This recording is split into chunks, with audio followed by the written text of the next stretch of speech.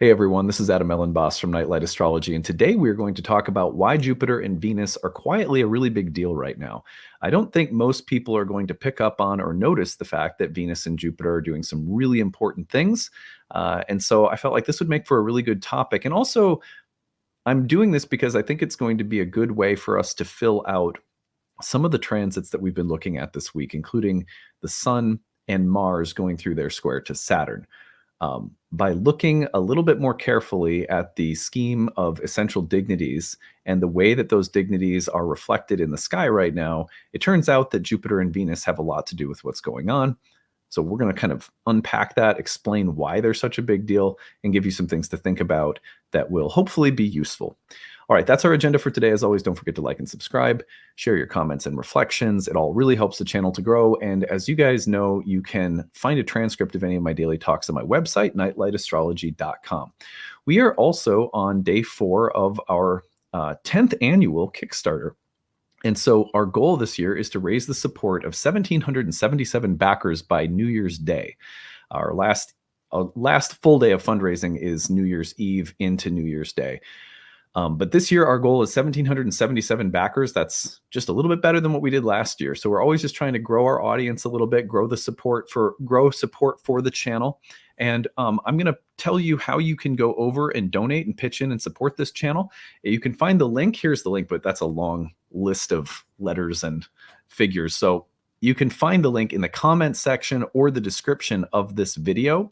And when you click on it in the comment section or the description, it's going to take you over. And I'm just showing you a preview of the Kickstarter campaign right now, but there's the preview screen. It takes you over to the Kickstarter. And when you scroll down, you can also see all of the rewards we offer when you donate and support the channel. You can find that there's a calendar of all of the major transits I'm tracking in the year ahead, so you'll know what's coming. There is an Astrology of 2024 special video that I don't release on the YouTube channel that's all about the major transits throughout the entirety of the year ahead. And then I look at, Alex and I made 12 rising or sun sign horoscopes. So if you want to get a lengthy video unpacking all of the major transits for your sun or rising sign for the year ahead, you could pick that up when you donate. My new book, The Oracle Speaks, is available as an early release. We're releasing it chapter by chapter in audio and text files. So you can hear me reading the book as like a storytelling kind of experience, or you can read it. And there's 2 chapters released so far. They're being released 1 new chapter every month. You can see any of the talks that I've done, like these are all 4-part masterclass series on the moon cycle, cycles of Venus and Mercury, zodiacal releasing, which is an ancient timing technique, temperament and personality in the birth chart. And then I have some readings. You can ask 3 horary questions throughout any time throughout 2024. There's a mini reading where I look at your birth chart and personally record for you what I think your biggest transit of the year is. And then we have probably our best deal, which is all of our class bundles. You could get 2023 or 24 masterclass series bundled together, Roots and Spheres, which is our monthly moon circle. We'll prepare plant teachers with our exploration of the astrology every month. And then you can also get bundles of my online training programs. We have 4 years worth of curriculum, year 1, year 2, year 3, and introduction to horary. Those classes are 50% off. If you bundle them, they get even, you save even more. Our 10th anniversary special is a 4-class pass. We ran this last year. People really asked, please bring it back. So we did kind of put it under the banner of celebrating our 10th anniversary of doing the Kickstarter. So if you want to pick up really great discounts on all of the programs I offer, you can take them whenever you want. You can have them as credits. You can share them. If you want to take 2 classes and give 2 to a friend, we're fine if you want to break it up a little bit like that too, as gifts for, the holidays or something like that. Anyway, when you support the Kickstarter, you're supporting some really cool things. I mean, first and foremost, all of the programs that we offer are provided with need-based tuition models and flexible pricing. That has worked now for 10 years because of this Kickstarter. The Kickstarter acts as a major sale for the programs and also as a way of supporting the channel, obviously. And because the Kickstarter does well, we don't have to have any kind of bottom line as a business. We just allow people to take the course at the price that they want. And that happens because of this Kickstarter. 2, it supports a staff of people. There are 11 staff at Nightlight that support all of our projects, but a lot of that support is needed for me to take 3 to 4 hours a day to prepare, plan, uh, actually create, and then disseminate my daily talks. So there's a ton of effort that goes into producing this show 5 days a week. And there's a staff of people that you're supporting to support the channel when you pitch into the Kickstarter. And then obviously this is a part of how I earn my living. So you're supporting me and my family as an astrologer.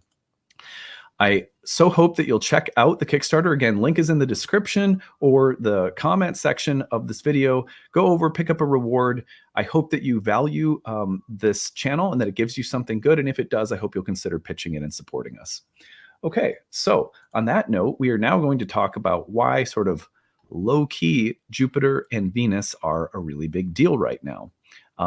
They are, and it's kind of surprising. You wouldn't think necessarily that this is the case, but let's take a look at the real-time clock, and I'll try to explain why. I'm going to give you 11 reasons why Jupiter and Venus are a big deal right now, and then what do we do with that? So let me see. I got to get my pen. Where's my pen? Oh, there it is. Okay. All righty. So first of all, when you look at the sky at the moment, this is important. We're looking at it from the standpoint of classical aspects, which are trines, sextiles, squares, oppositions, or conjunction. A conjunction actually wasn't considered an aspect. It had its own sort of special category.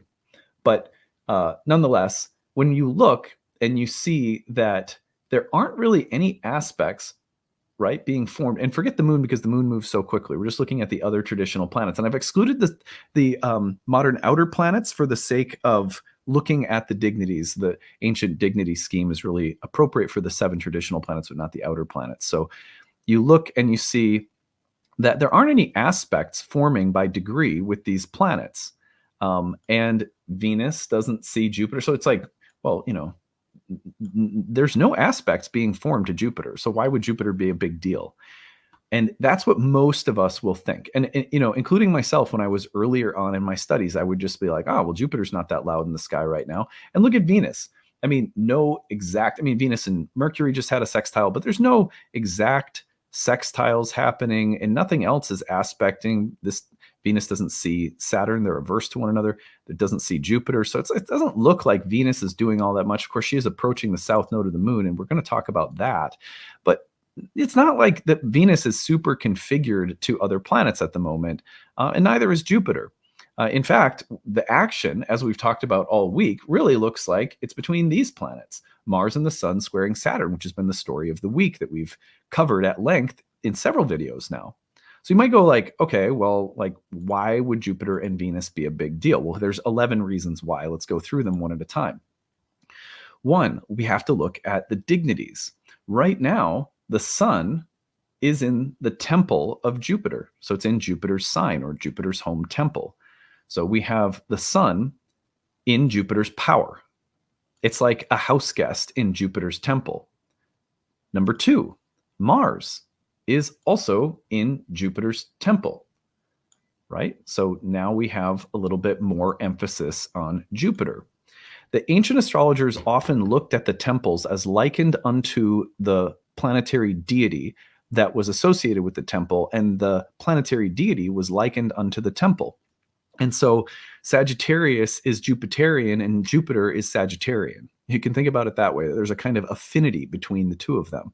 So when you have 2 planets like Mars and the Sun in Jupiter's temple, it means that Jupiter has a lot of hosting responsibilities or hosting power right now. I mean, imagine if you had a bunch of people in your house, your hosting responsibilities would be greatly amplified. You would be a really important player if all of a sudden 17 people from your neighborhood were in your house. Well, let's keep going. Turns out Mercury is in Jupiter's sign. Look at that. There we go. There's another planet in Jupiter's power. Let's go down the list. Oh, look, Saturn in Pisces is in Jupiter's feminine domicile. That's Jupiter's feminine temples. You got kind of a watery feminine double-bodied Jupiter, and you got a fiery masculine double-bodied Jupiter. Different aspects. All the traditional planets except for the Sun and the Moon had 2 signs, one masculine, one feminine. So now we have Saturn in Jupiter's power. Okay, all right.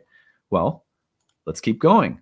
If we look carefully, and I'm going to show you this, this will show you that the Sun is in Jupiter's term. Now, what is a term? A term or a bound is a fifth division.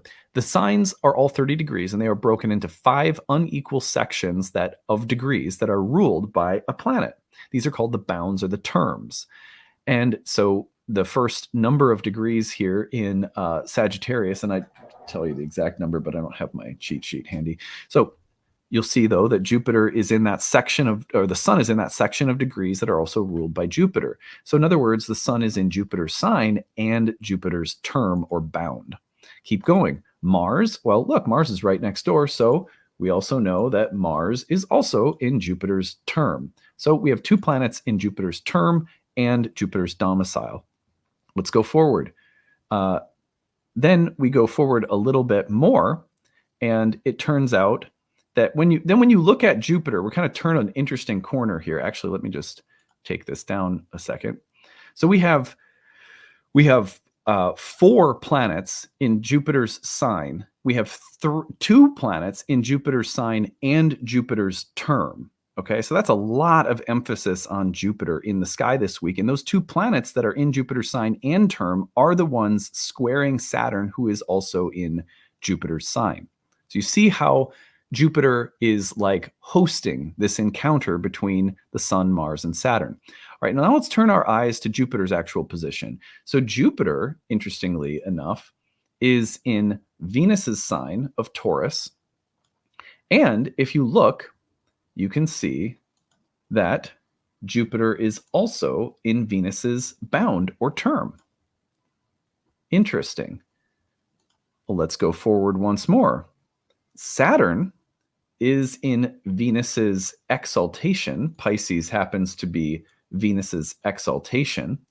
And Saturn is in Venus's term. Let me take this down so you can actually see it. There you can see. So Saturn is in the exaltation of Venus and in Venus's bound or term. Jupiter is in Venus's domicile while in Venus's term or bound. Aha. So now we're starting to see that there's also that Venus has a lot of power in the sky right now. Let's keep going, and we're weaving some things together here. Look at Venus.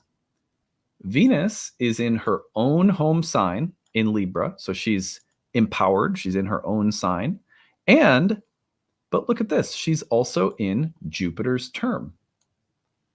She is in the term of Jupiter. So they have a form of mutual reception by term. That means that Jupiter and Venus are working together right now. And we also know that Venus has the most essential dignity of any planet in the sky at this time, and that Venus is host, exaltation ruler, and bound ruler for Jupiter and Saturn. So do you see how when you start looking at the essential dignities, all of a sudden you get a clearer picture of what's actually going on? We've been looking all week at the archetypes of Sun and Mars square to Saturn, but we haven't been thinking about the fact that that dynamic is hosted by, or it's like being looked over, and taken care of by Venus and Jupiter. Okay. Well, then it becomes very important to understand what Venus and Jupiter are doing in the sky right now. Venus is approaching a conjunction with the south node of the moon, and when Venus actually conjoins the south node of the moon, Venus will not only be in her own sign, but also will move into her own term. So Venus, again, is very powerful in the sky at this time. She's in the morning star position. She's got a kind of weighty, brilliant morning star quality. She's in her own sign. She's in her own term, and she's approaching a conjunction with the south node of the moon. And she has tremendous power right now through rulership and exaltation rulership over Jupiter and Saturn, who are both also in her bound. Okay. And we know that the little chain of command here also tells us that Jupiter is hugely important at the moment. So both Jupiter and Venus are working together through mutual reception. Both have a lot of power, Venus slightly more. But the other thing that's happening is Jupiter is approaching its station to turn direct. So what will happen is once the sun gets closer to Capricorn, This is the kind of boundary marker of Capricorn in this chart. But actually, let me draw it a little bit differently. Let me just do it let's do it like this. Once the sun enters Capricorn, it'll move into a whole sign trine with Jupiter. That's 28 days from now or so. So, we're talking about within 4 weeks of right now, Jupiter will approach its station point and sit down, stop moving, and then turn direct again. For a planet in the synodic cycle, that station to turn direct with a superior planet like Jupiter is something like its third quarter moon. It's a place of having realized the fruit of a cycle and now releasing and letting go of the cycle so that something new can get started. So, releasing of the fruit of a cycle so that we can fully realize what we've learned and we can let go. That's what Jupiter is pointing to, as it also has power over everything happening in the sky right now. While in the meantime, Venus is approaching the south node of the moon. And what does that represent? Well, it's right near where the eclipse was. And so we have in the sign of the harvest, we have Venus tremendously empowered approaching the south node, which speaks, it sort of rings out also like the conclusion of a cycle or the revisiting of something from the past or the bringing of peace and ease and resolution to something that has a history. A greatly empowered benefic like Venus coming through the south node is sort of like saying, let's let the past go. Let's bring some peace or resolution to the past. Jupiter is also approaching a third quarter in Venus's sign. It's time to let go of something that's run its course, that's offered its fruit, that's ready to, fall off the tree, and a new cycle is ready to get started from this point forward. So if you look carefully at dignities, they'll tell you a story about what's going on in the sky in more detail. So like, again, we've looked at, let me just take this all down now. We have looked carefully all week at Mars and the sun. Whoops, here we go.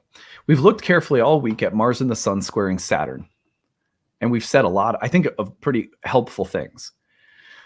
But what's interesting right now is to consider the sun and Mars's square to Saturn set against the backdrop of Venus approaching the south node, empowered as she is and working cooperatively as she is with Jupiter, who also has so much power over all the other traditional planets in the sky right now. So now comes the interesting part where we say, okay, we can understand like the chain of command, so to speak, or we can understand like whose archetypes are amplified as sort of these overarching, like the overseers of everything else that's going on in the sky. So what does that mean? What do we do with that? Well, the first thing that I would say is that when you look at the conflict between, a debilitated Mercury in Jupiter's sign, the sun and Mars in Jupiter's sign, all square to Saturn in Pisces, you get, to me, what comes up is conflict around Jupiterian things. So what would that be? Political, ideological, moral, spiritual, ethical, philosophical, intellectual, but the principles that we live by, the principles that act as the compass that orients our life. That is quite frequently what so much emphasis on Jupiter will be about. And with the sun and Mars squaring Saturn, I could see this week being about sort of rigid, principled, fixed beliefs, dogmas, doctrines that are clashing somehow and somewhere, and likely in relationships or in places where, some degree of political tact or social savvy is needed.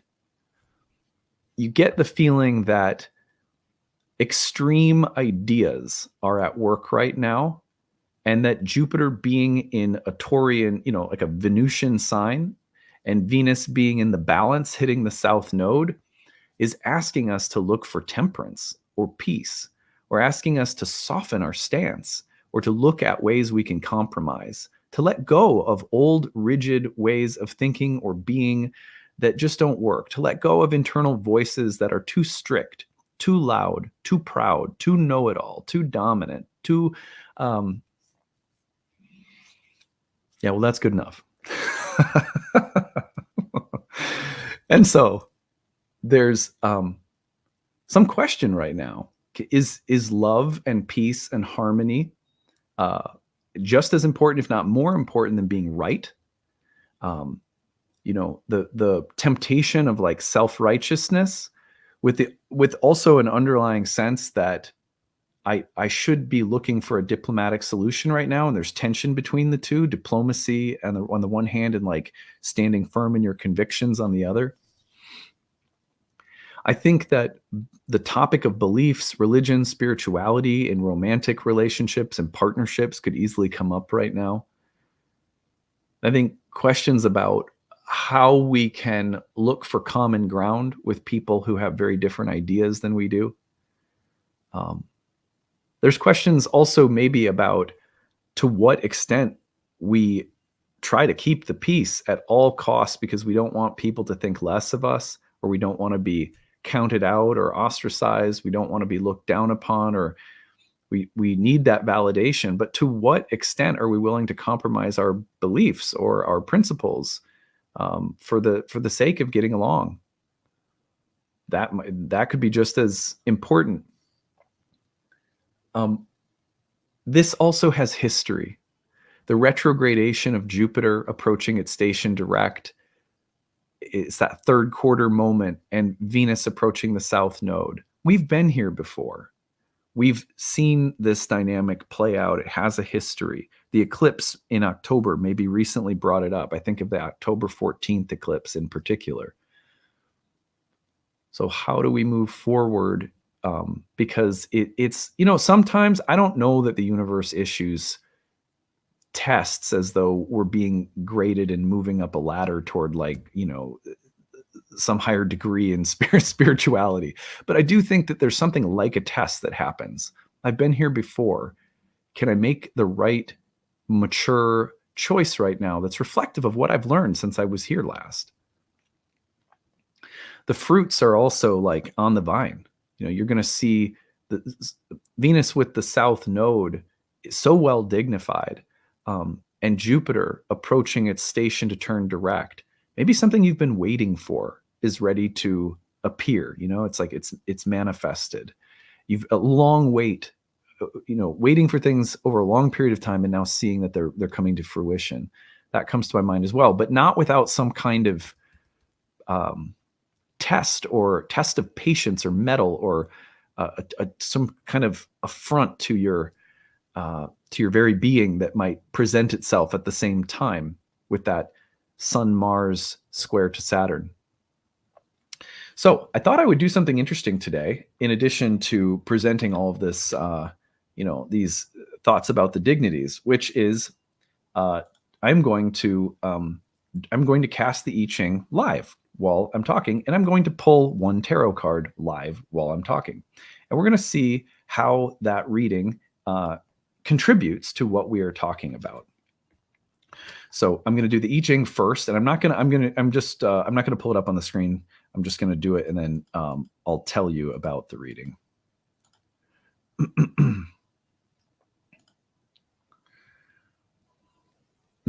Nice. Okay, so the I Ching reading, and I'll just I'm going to actually type this in so that you guys can look it up if you want to.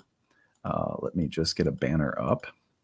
So I just asked the question to the I Ching that I had ready to go in an online I Ching program that I use sometimes. I like to use coins or yarrow stalks if I have enough time, but certainly, this works just as well in my experience.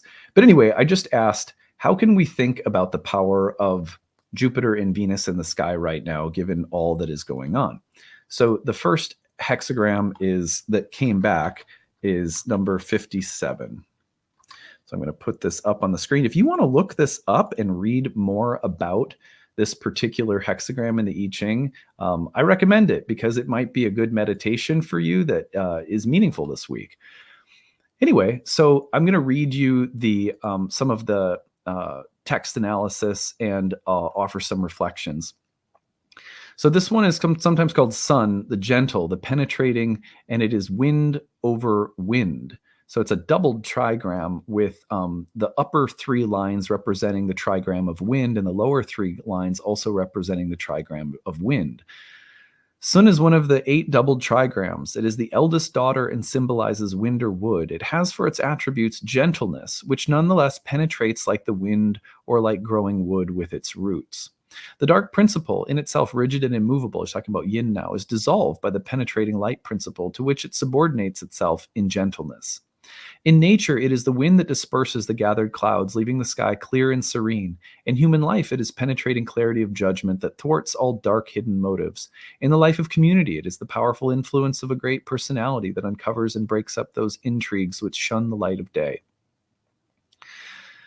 The gentle, this is the judgment portion. Success through what is small. It furthers one to have somewhere to go. It furthers one to see the great person.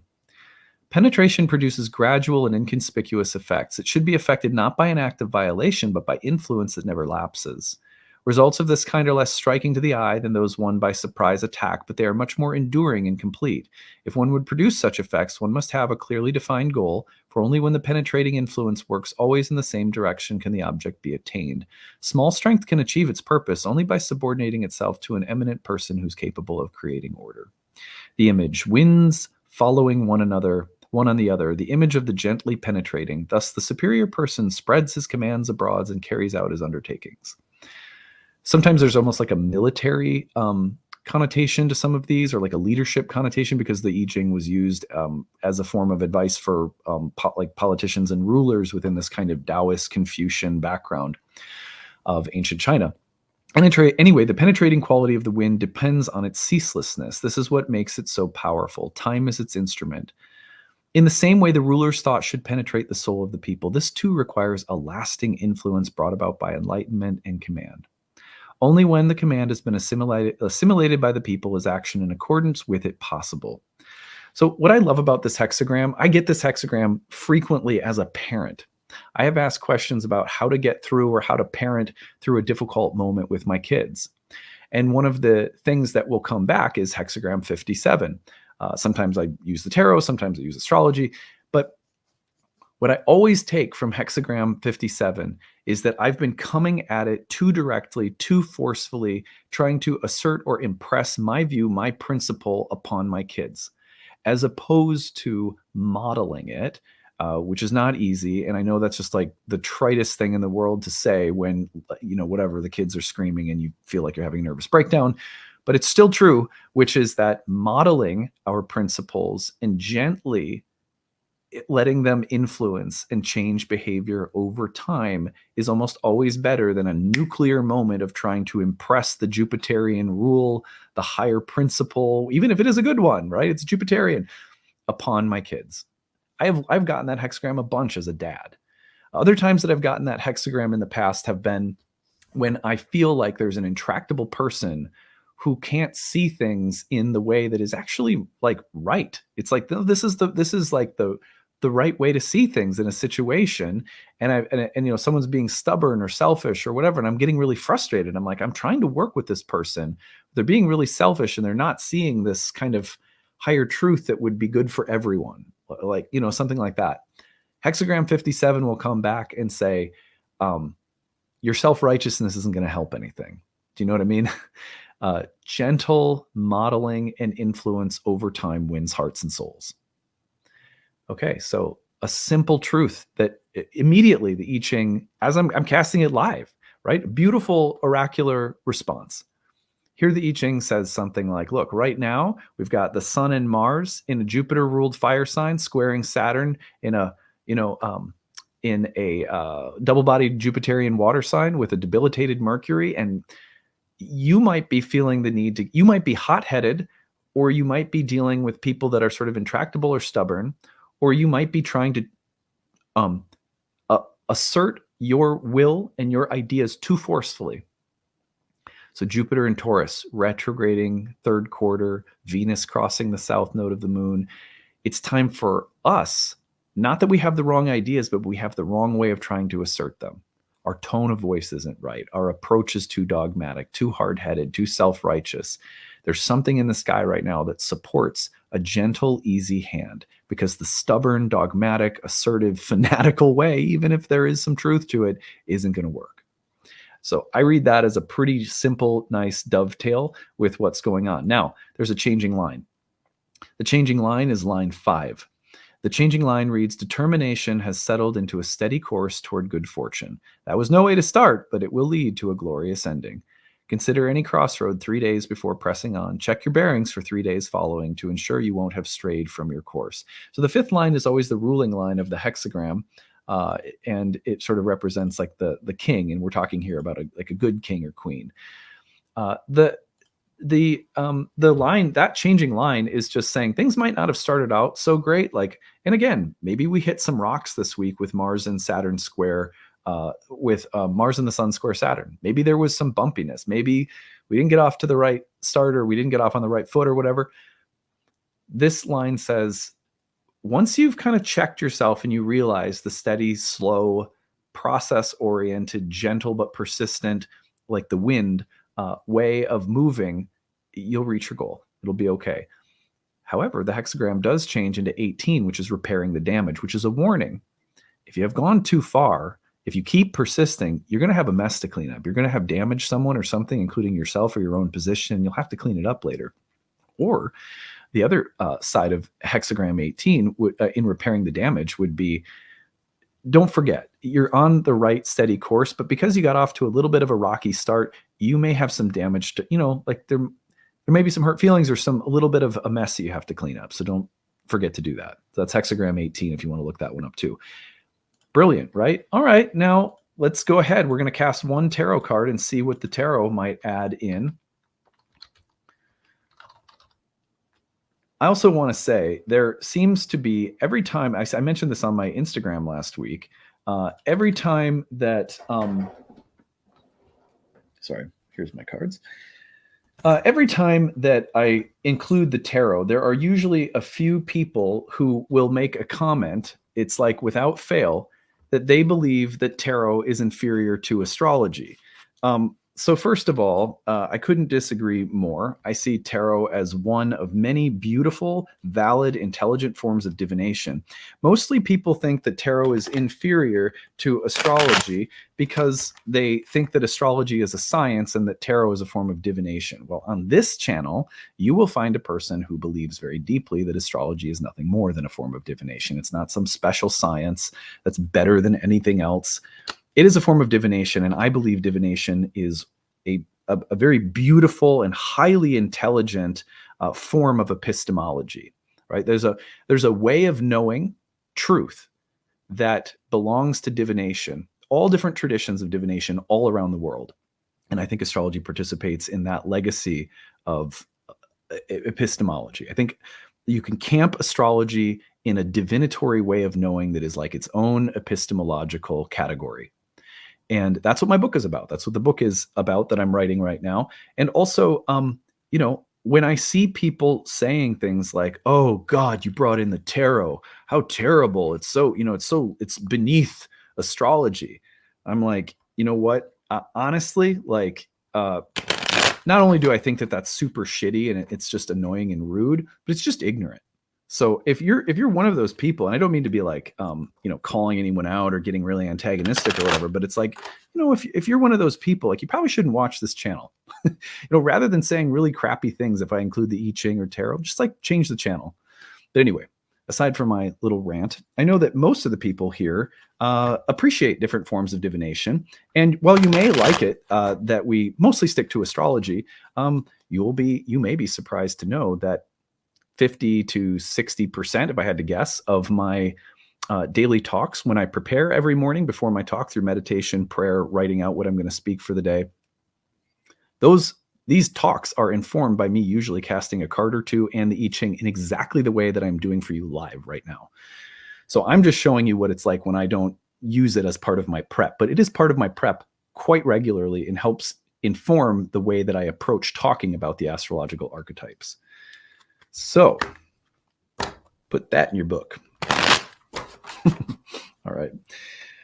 So we're going to just pull up one card. I don't like, often what I do is single card pulls. So And we're just, again, approaching from the standpoint of getting more insight about Venus and Jupiter's role in the astrology of this week. Aha. So the card I pulled was the Ace of Pentacles. I like this because it's almost like, to me, this gives a very different angle from the one the I Ching gives. One thing that's also really interesting here is about the potential for something to be when I think of the Ace of Pentacles, I quite frequently think about the seeding point. Of course, aces are like that, if you know the tarot. Um, Aces often represent beginnings. They're a little bit, I think of ace cards a little bit like the new moon, although it depends on which suit we're talking about. But the Ace of Pentacles will quite frequently represent the seeding point of something that can become fertile.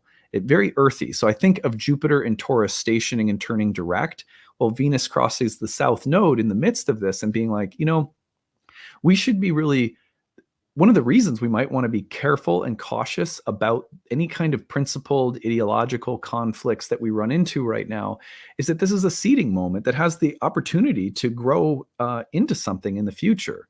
And so being careful and being tactful and careful right now with what we're doing and how we're doing it is important, because I see this card as offering us the starting point of something that can grow. And you want to be mindful with starting points, because they the seed of the cycle is intimately tied to the fruit that the cycle bears. And so we're reaching some interesting transitional space. I do think of, for example, as I mentioned earlier, Jupiter turning direct, Venus crossing the south node as the fruit that's coming from a cycle that has a real history behind it. And it has the feeling of the end of a cycle. But what I like about the ace is that, there's like a revolving door between endings and beginnings. And so the integrity, the care, the patience, the gentle, persistent, peaceful manner in which we approach conflicts, or whether they're ideological or religious, or they're rooted in our principles or beliefs, those conflicts coming up, if you handle them with care, can move us in seamlessly into the start of a new cycle that can bear fruit in time, that can become prosperous, or that has a promise of fertility behind it. That's interesting. It's as though we're on the brink of a time that may be very fertile. But how we handle it is really important. When I combine that, because I always juxtapose the symbolism, right? So take that alongside the I Ching and every thing else we've been saying today. And what I get is this sense of like, handle this with care. And you have something that in time can bear fruit.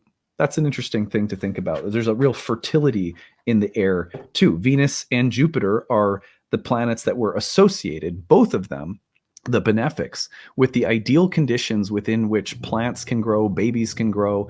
So there's also a kind of a message of this being a very fertile moment with the potential to become prosperous or abundant in time. But that probably depends, again, given the juxtaposition of hexagram 57 of being gentle and persistent over a long period of time with something that's manifesting. And again, the reason I would think about that is that the hexagram 57 is so much about slow, persistent efforts that deliver results in time, not through forceful, sudden actions. That we might be wanting to resist the temptation of that right now, because maybe that's not the thing that's going to get the cycle to grow or the seed to bear the best fruit. Now, that's my creative take on the cards, or the card that I drew, the Ace of Pentacles. But I would love to hear from you guys in the comments section. Given what we've been talking about today, is there some other way that you see the Ace of Pentacles maybe speaking right now? I know lots of you love the tarot. Some of you probably have been using it for way longer than I have. So I would love to hear your thoughts on that card and how it may play a role right now, or anything else that we brought up today. If you're someone who knows the I Ching, please do contribute your thoughts about the hexagram that we pulled. Anyway, before we go, don't forget, we have a goal of 1,777 backers by the new year. If you haven't taken a moment yet, hit the link in the comment section or the description of this video. Head over to the Kickstarter, pick up one of our rewards, pick up a huge discount on any of our online programs, or bundle them together. Pick up my new book. Pitch in, support the channel. We try to do a lot of good things. There's a ton of love that goes into this channel to make sure that it is spiritually substantive and fun and uplifting. And so if you like it and if you get that from it, if it's a part of your spiritual support system in life, then please consider supporting us. All right, that's it for today. Hope you guys have a good one. We'll talk to you again soon. Bye.